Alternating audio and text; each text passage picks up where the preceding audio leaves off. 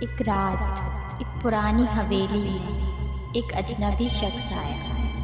اس کا چہرہ اندھیروں میں چھپا ہوا تھا اور اس کی آنکھوں میں گہرا راز تھا۔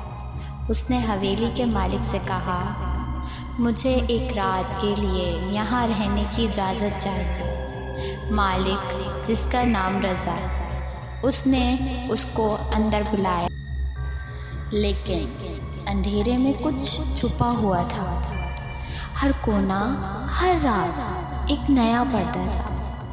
وہ اجنبی، جس کا نام ایان تھا، اپنے آنے کا مقصد نہیں بتاتا تھا۔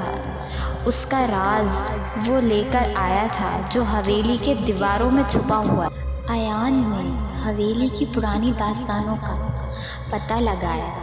اس نے سمجھا کہ یہ حویلی ایک زمانے کی بھولی ہوئی کہانیوں کا ایک حصہ ہے جو اب تک یادوں میں بسی ہوئی ہے۔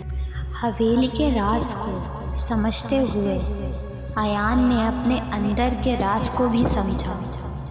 اس نے محسوس کیا کہ حویلی کے راز تو اس کے اپنے راز سے جڑے ہوئے ہیں۔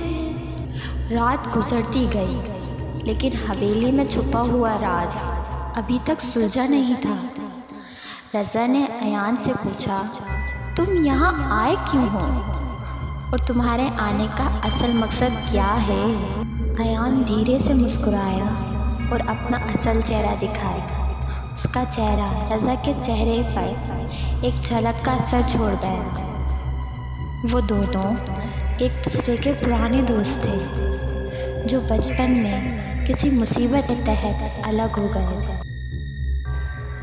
ایان نے بتایا کہ وہ یہاں کوئی قیمتی چیز حاصل کرنے نہیں بلکہ اپنے دوست رضا کو بچانے کے لیے آیا۔ اس نے حویلی میں چھپا ایک پرانا پرچہ دکھایا جس پر رضا کا نام لکھا تھا۔